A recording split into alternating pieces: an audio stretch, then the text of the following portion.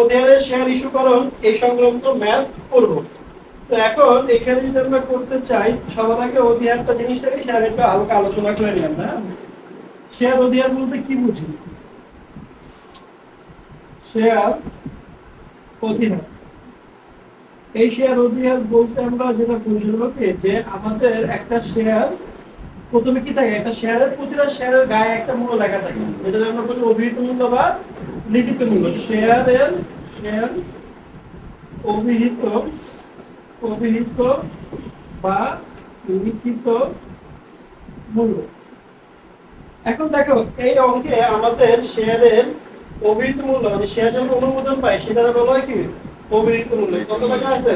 20 টাকা। 20 টাকা। তাহলে এখানে আমরা লিখলাম 20 টাকা। এখন দেখো আমাদের বলছে কি যে শেয়ার ইস্যু করা হয়েছে কত টাকায়? 25 টাকা। তার মানে বেশি মূল্য করছে। তাহলে অধিহার হলো কি অভিহিত মূল্য চাইতে বেশি টাকায় ইস্যু করে, সেটা বলা হয় কি। তার মানে শেয়ার ইস্যু মূল্য কত টাকা আছে আমাদের এখানে? 25 টাকা। তাহলে এই যে গ্যাপটু, এই যে 20 টাকা এবং 25 টাকার মধ্যে যে গ্যাপ কত টাকা?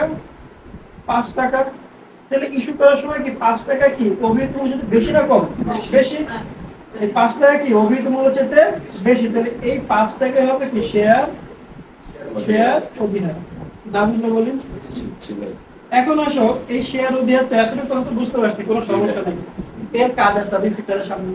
এই শেয়ার অধিহার গুলা কারা দেয়? শেয়ার মালিকরা দেয়। আচ্ছা তাহলে এই যে অতিরিক্ত 5 টাকা দিছে, 5 টাকার উপর কার দাবি আছে? মালিকের দাবি আছে। এখন একটু কথা বুঝুন, যেহেতু মালিকের দাবি, মালিক দাবি করবে ঠিক আছে, কিন্তু শেয়ার মূলধনে কখনোই আমরা যে এই যে অতিরিক্ত টাকা অথবা অবহারের টাকা, অবহারের অঙ্ক পরে করে তখন বুঝাবো, অতিরিক্ত 5 টাকা, এই 5 টাকা কখনোই মূলধন হিসেবে বিবেচনা করা যাবে না। তাহলে এখন আমি 5 টাকা বিবেচনা না করি, তাহলে এটা তো মালিকেরই দাবি। তাহলে মালিকের দাবি আরেকটা জায়গায় আমরা শো করি, সেটাকে বলা হয় কি সঞ্চিতি ও উদ্বৃত্ত। কি নামে? সঞ্চিতি ও উদ্বৃত্ত। এই সঞ্চিত উদ্বৃত্ত হিসাব থেকে যদি আমরা চিন্তা করি, সেটা হলো কি শেয়ার মালিকদের সত্ত্ব। তার মানে এই শেয়ার অধিহারের যে 5 টাকা করে আছে, এই 5 টাকা করে কোথায় শো করবো? আমরা সঞ্চিত উদ্বৃত্ত বসে। আর এগুলি প্রত্যেকটা কার দাবি? শেয়ার মালিকদের সত্ত্ব। এতটুকু কথা বুঝতে পারছেন? আচ্ছা তাহলে আমরা যদি এতটুকু বুঝি তাহলে এবার আমরা অঙ্কে যেতে পারি, ঠিক আছে? আচ্ছা অঙ্কে আমরা বলছিলাম কি আগে ক, খ এবং গ পড়বো, দেন উদ্দীপক পড়বো নাকি? তাহলে এবার দেখো ক কি বলছে আমাদের? শেয়ার প্রতি অধিহারের পরিমাণ ও মোট শেয়ার অধিহারের পরিমাণ। তাহলে এখানে অ্যাটলিস্ট আমরা একটা শেয়ারের অধিহার কত শেয়ার আনতে পারছি, মোটটা এখনো জানি না, আলোচনা করবো আমরা। ক নম্বরে বলছে কি আমাদের জাবেদা করতে, এবং গ কি বলছেন? আর্থিক অবস্থা বিবরণী প্রস্তুত করো। আমাদের উদ্দীপকটা পড়ি। উদ্দীপক বলছে কি মাইশান লিমিটেড প্রতিটি 10 টাকা মূল্যের 50,000 শেয়ারে বিভক্ত 10 লক্ষ টাকা অনুমোদিত মূলধন নিয়ে নিবন্ধিত। তার মানে এই 10 লাখ টাকা কি অনুমোদিত মূলধন, আর এই 20 টাকা হলো কি শেয়ার প্রতি অভিহিত মূল্য। আচ্ছা আর এই 50,000 শেয়ার হলো কি আমাদের অনুমোদিত শেয়ার সংখ্যা, আর এই 10 লাখ টাকা কি আমাদের অনুমোদিত শেয়ার মূলধনের পরিমাণ। আচ্ছা এখানে বলছে কি কোম্পানি 80% শেয়ার, কোম্পানি কতগুলো শেয়ার? 80% শেয়ার 25 টাকা মূল্যে। তার মানে আমাদের প্রতিটা শেয়ারের মূল্য ছিল কত টাকা? 20 টাকা। ইস্যু করেছি কত টাকায়? তাহলে বিক্রয়ের উদ্দেশ্যে ইস্যু করার সিদ্ধান্ত গ্রহণ করে। তার মানে কি আমার এখানে 5 টাকা বেশি মূল্যে ইস্যু করার সিদ্ধান্ত নিয়েছি আমি, তার মানে 5 টাকা কি আমার অধিহার, 5 টাকা কি অধিহার। আচ্ছা এরপরে দেখো বলছে কোম্পানি 140% শেয়ার, 140% কার? এই 80% এর 140%। কথা বুঝতে পারছি? এই 80% মানে ইস্যুকৃত শেয়ারের 140% শেয়ার কি পাইছি আমরা? আবেদন পাইছে। ইস্যুকৃত কোম্পানি ইস্যুকৃত সকল শেয়ার কি করছে? বিলি।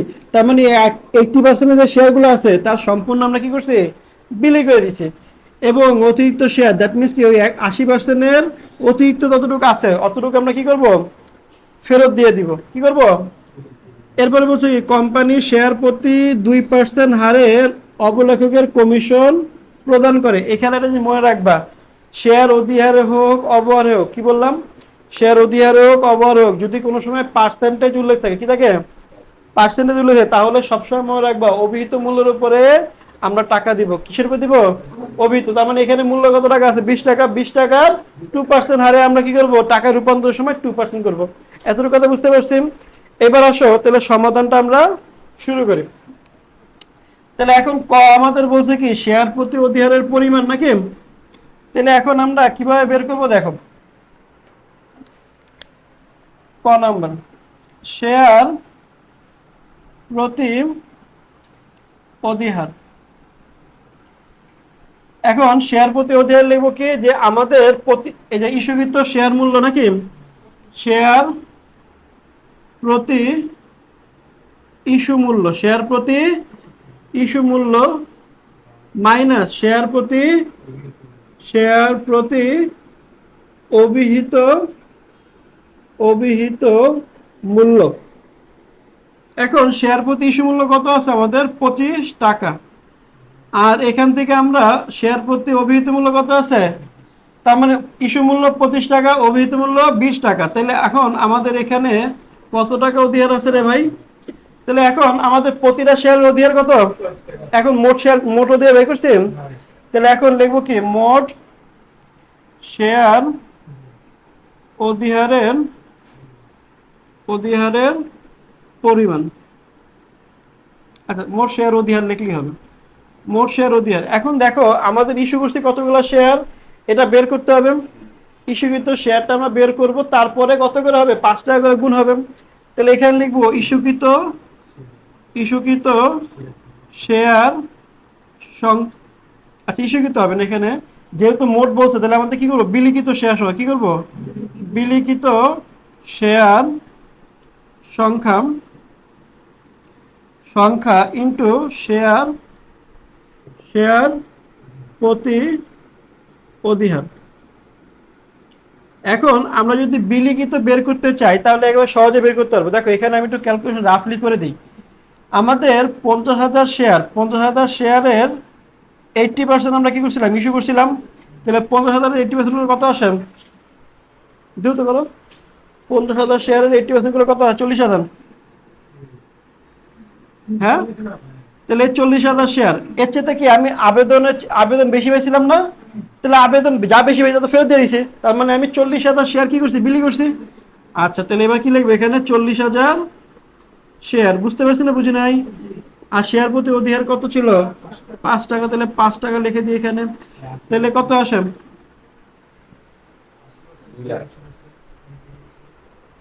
হুম, 50,000 80% করো। কত আসে? 2 লাখ টাকা। এই তুমি বুঝছো না তো 50,000 কেন হয়েছে? 50,000 শেয়ার আমরা অনুমোদন দিয়েছিলাম না, এই অনুমোদনের 80% আমরা কি ইস্যু করছি, এর জন্য 40,000 ইস্যু করছি, আর এটাই বিলি করছি। আর বাকি অতিরিক্ত যা পাইছে সব ফেরত দিয়ে দিয়েছি। বুঝতে পারছে? তাহলে আমাদের এই ক নাম্বারের অ্যান্সার কি ক্লিয়ার? হ্যাঁ, আচ্ছা, তাহলে আমরা তাহলে বুঝছে তো, মুছে দিলাম। এখন খ নাম্বার আমাদের কি বলছে? জাবেদা করতে বলছে নাকি? জাবেদা করবো। আসো,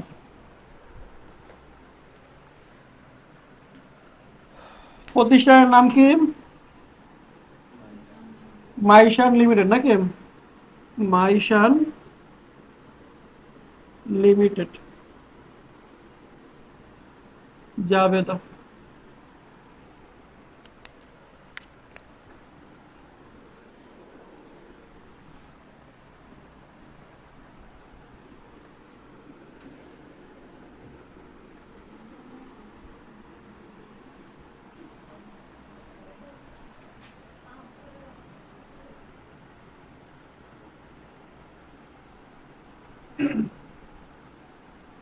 হিসাবের নাম ও ব্যাখ্যা, সূত্র ডেবিট টাকা, ক্রেডিট। আচ্ছা, এখন যদি আমরা চিন্তা করি আমাদের জাবেদায় আসতে হবে, তো উদ্দীপকের থেকে যদি আমি শুরু করি, আমাদের লেনদেন শুরু হয়েছে কোথায়? আবেদন থেকে শুরু হয়েছে। তাহলে আমাদের ইস্যু করছিলাম কতগুলো শেয়ার বলতো? হ্যাঁ, 40,000 শেয়ার। 40,000-এর 140% যদি করি তাহলে সেটা আবেদন পাইছি। আচ্ছা, আবেদন পাই কিসের মাধ্যমে? ব্যাংকের মাধ্যমে। তাহলে ব্যাংকের টাকা বাড়বে না বাড়বে না? বাড়বে। তাহলে ব্যাংকে যদি টাকা বাড়ে তাহলে ব্যাংকের সম্পদ বাড়ছে, সম্পদ বাড়লে কি হবে? ডেবিট হবে। এখন ডেবিট হবে কত টাকা সেটা যদি বের করি, তাহলে এখন দেখো প্রথমে আমাকে বের করতে হবে কি আমি কতগুলো শেয়ার আবেদন পাইছি, ঠিক না?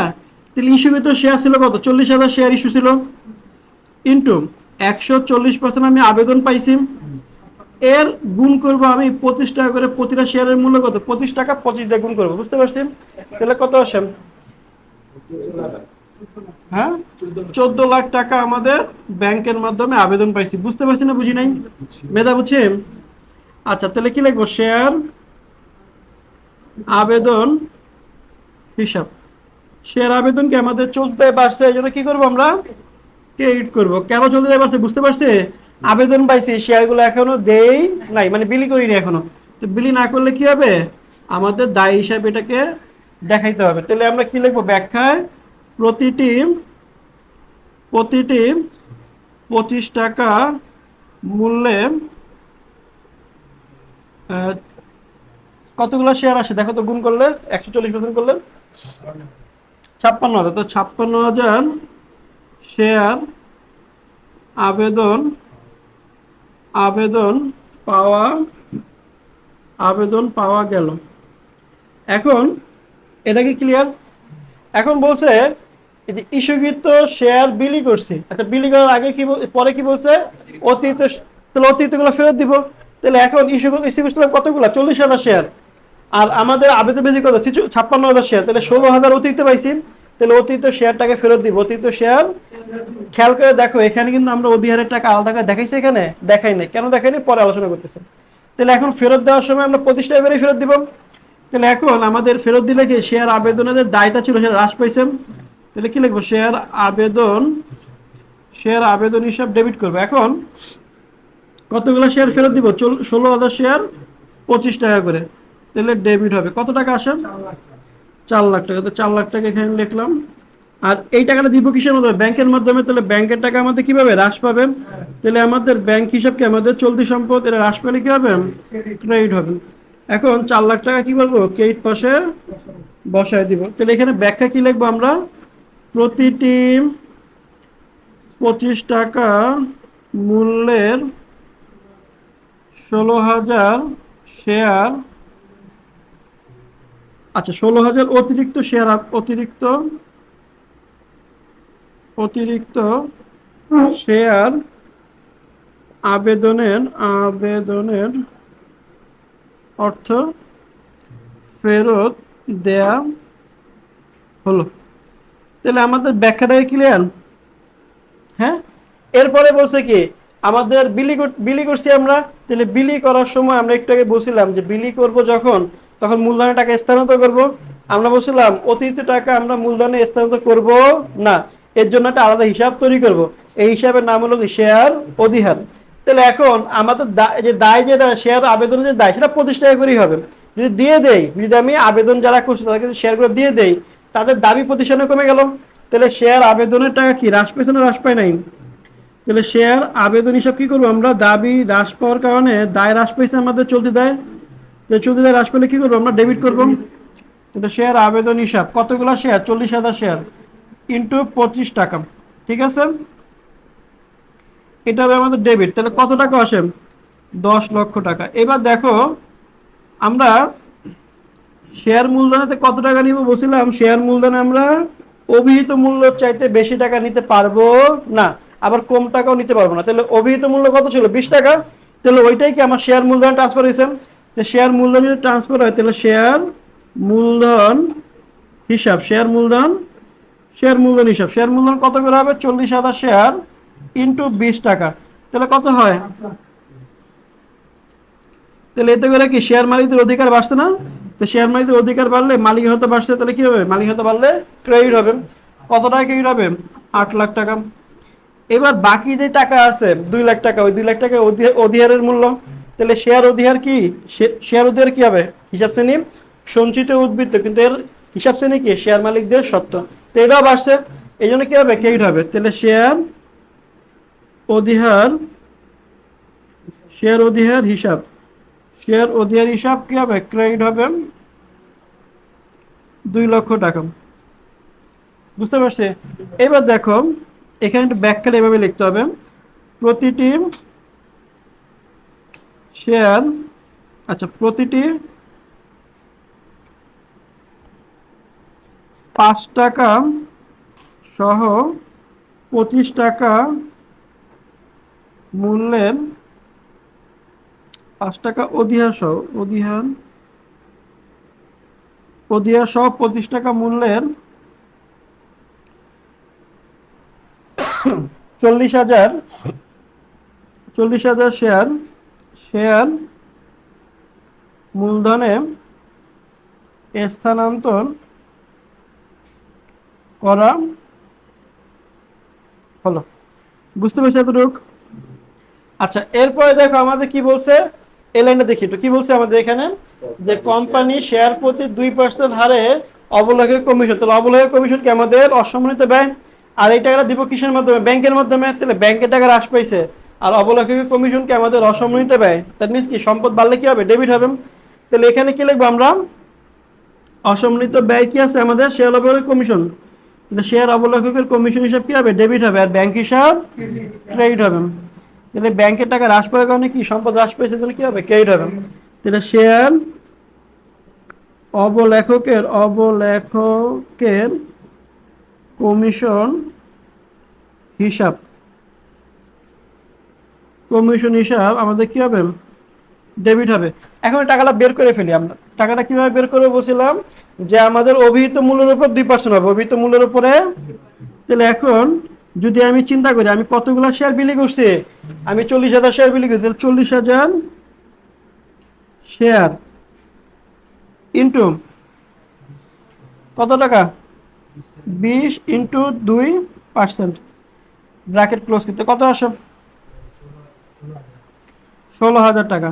এটা চাইলে আমরা আরেকভাবেও করতে পারি, দেখো আরেকভাবে কিভাবে করতে পারি, এই যে এখানে তো মূলধন দেওয়া আছে না আমাদের, হ্যাঁ, তাহলে এভাবে লিখতে পারি, শেয়ার মূলধন ইন্টু 2%, ঠিক আছে, মানে শেয়ার মূলধন ইন্টু কি করতে হয়, শেয়ার অবলেখক কমিশন, শেয়ার অবলেখকের কমিশন, ঠিক আছে। তাহলে এখানে আমাদের কত টাকা ছিল, 8 লাখ টাকা, 8 লাখ টাকা ইন্টু 2%, তাহলে দেখো এখানে 16,000ই আসে। তাহলে তুমি যেভাবে করো দুইভাবেই করা যায়, কথা বুঝতে পারছি? হ্যাঁ, তাহলে এই টাকাটা আমরা কিসের মাধ্যমে দেবো, ব্যাংকের মাধ্যমে দিব, তাহলে ব্যাংকের টাকা কমবে না বাড়বে, ব্যাংকের টাকা কমে যাবে, তাহলে চলতি সময় আসলে কি হবে, ক্রেডিট হবে 16,000 টাকা। তাহলে এখন কি লিখবো, শেয়ার অবলেখক কমিশন প্রদান, শেয়ার অবলেখকের কমিশন প্রদান করা হলো।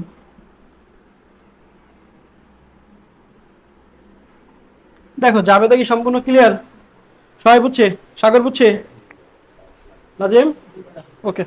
আচ্ছা এই পরে আসো, আমাদের গ কি বলছে, আর্থিক অবস্থা বিবরণী প্রস্তুত করতে বলছে। তাহলে এতটুকু আমরা যদি বুঝি তাহলে আমরা ক্লিয়ার করবি, হ্যাঁ। আচ্ছা তাহলে এবার, আচ্ছা তো আসো আমরা প্রথমে আর্থিক অবস্থা বিবরণী ঘরটা এঁকে ফেলি।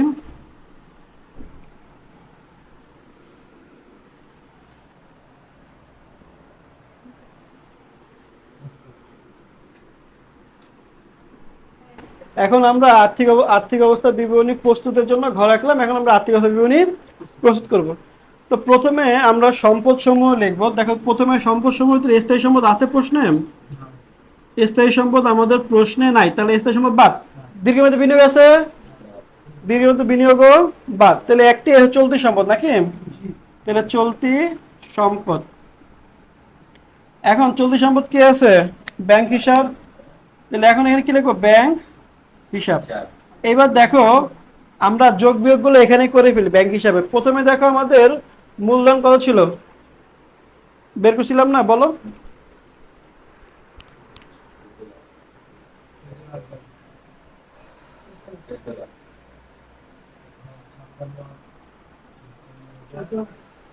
ছাপ্পান্ন ইন্টু 25 কত আছে, 14 লাখ। 14 লাখ টাকা থেকে আমরা মাইনাস করবো হলো যে অতিরিক্ত শেয়ার ফেরত দিছিলাম না আমরা, তাহলে কতগুলো শেয়ার ফেরত দিছিলাম? 16,000। 16,000 ফেরত দিছিলাম 25 টাকা করে, 4 লাখ টাকা। এইবার দেখো আমাদের আবার মাইনাস করছিলাম লাস্টে এসে এই যে অবলেয় কমিশন। অবলেয় কমিশন কত ছিল বলো? 16,000 টাকা। কত টাকা? 16,000 টাকা মাইনাস করো। তাহলে এবার দেখো কত আসে। তাহলে এখানে 10 লাখ, 10 লাখ থেকে 16,000 বাদ দাও, তাহলে কত আসে? 9 লক্ষ, বলো 9,84,000 টাকা। বুঝতে পারছি এতটুকু? আচ্ছা এরপর দেখো চলতি সম্মত তার নাই আছে। আচ্ছা এরপর দেখো অসমন্বিত ব্যয় আছে একটা, তাহলে এখানে নেবো কি? অসমন্বিত ব্যয়। এটাকে আমরা চাইলে কি লিখতে পারি? অন্যান্য সম্পদও লিখতে পারি, অথবা এটাকে অলিক সম্পদ লিখতে পারি, অথবা চাইলে কি করতে পারি? ভুয়া সম্পদও লিখতে পারি, যা মন চায়। এখানে একটা লিখলেই হলো। তাহলে এখন এখানে কি আছে? একটি আছে, অবলেখকের কমিশন। তাহলে লিখবো কি? শেয়ার অবলেখকের অবলেখকের কমিশন। শেয়ার অবলেখকের কমিশন আমাদের কত বেরিয়েছিল? 16,000 টাকা। তো 16,000 টাকা এখানে লিখে দিব। তো টোটাল করলে কত আসে আমাদের? 10 লক্ষ টাকা। তাহলে মোট সম্পদের পরিমাণ কত? মোট সম্পদ 10 লাখ টাকা। বুঝতে পারছেন? আচ্ছা সম্পদ পাশ শেষ, এবার কি কোন পাশ বাকি আছে? দায় পাশ। তো দায় পাশ হেডিং কি লিখবো? শেয়ার শেয়ার মালিকদের সত্ত্ব ও দায় সমূহ। তো প্রথমে আমরা শেয়ার মালিকদের সত্ত্বের ভিতরে কি লিখবো? শেয়ার মূলধন। এখন শেয়ার মূলধন প্রথমে কে আসবে বলতো? অনুমোদিত অনুমোদিত অনুমোদিত মূলধন। এখন আমাদের কতগুলো অনুমোদন নিয়েছিলাম? 50,000 শেয়ার 20 টাকা করে, ঠিক না? তাহলে এখানে লিখবো কি? প্রতিটি 20 টাকা করে 50,000 শেয়ার। কত টাকা আছে? 10 লাখ টাকা। আচ্ছা এবার আসো আমাদের অনুমোদিতের পর কি আসবে? ইস্যুকৃত মূলধন। এখানেও দেখো ইস্যু করছিলাম কতগুলো আমরা? 80%, মানে কি 40,000 শেয়ার ইস্যু করছিলাম। তাহলে এখন লিখবো কত? প্রতিটি, এখন একটু খেয়াল করো, এখানে যে আমাদের 25 টাকা করে ইস্যু করছিলাম সেটা লিখবো, কারণ আমরা মূলধনে কখনোই কি বেশি লিখতে পারবো না। তাহলে বেশি যদি না লিখতে পারি তাহলে কত? 20 টাকা করে 40,000 শেয়ার, তাহলে কত আসে? 8 লাখ। তাহলে 8 লাখ এখানে লিখে দিব। না বুঝলে বলি। আচ্ছা এটা তো আমাদের মূলধন হিসাবে আমরা কাউন্ট করিনি, করছি? করি নাই। তাহলে কাকে করছি? বিলিখিত ও আদায়কৃত। তাহলে এখানে লিখবো কি? বিলিখিত ও আদায়কৃত মূলধন। তাহলে এখানে কতগুলো শেয়ার আমরা আদায় করছিলাম? 40,000 শেয়ারে আদায় করছি এবং বিলি করছি। তাহলে এখন প্রতিটি 20 টাকা করে 40,000 শেয়ার, 8 লাখ টাকা। এবার দেখো আমাদের অঙ্কে কি ছিল? শেয়ার অধিয়ার ছিল। তো শেয়ার অধিয়ার কি আমাদের সঞ্চিত উদ্বৃত্ত।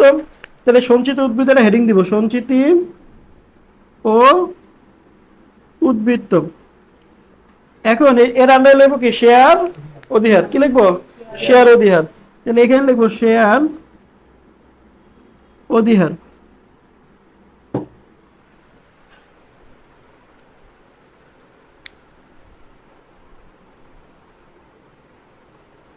শেয়ার অধিহার কত আসে আমাদের? 2 লাখ টাকা। আমাদের কতগুলো শেয়ার আমরা ইস্যু বিলি করছি? 40,000। তো 40,000 শেয়ার, প্রতি শেয়ারে আমাদের 5 টাকা করে অধিহার ছিল না? তাহলে কতগুলো টাকা অধিহার ছিল? 2 লাখ টাকা। তাহলে এখন 8 লাখ আর 2 লাখ যোগ করলে কত টাকা আসে? 10 লাখ টাকা। তাহলে এই 10 লাখ টাকা কি হবে? শেয়ার হোল্ডারদের সত্ত্ব ও মোট দায়। তাহলে মোট শেয়ার মালিকদের সত্ত্ব ও দায়। দেখো এই পর্যন্ত সবাই বুঝছে? তাহলে আমাদের অঙ্ক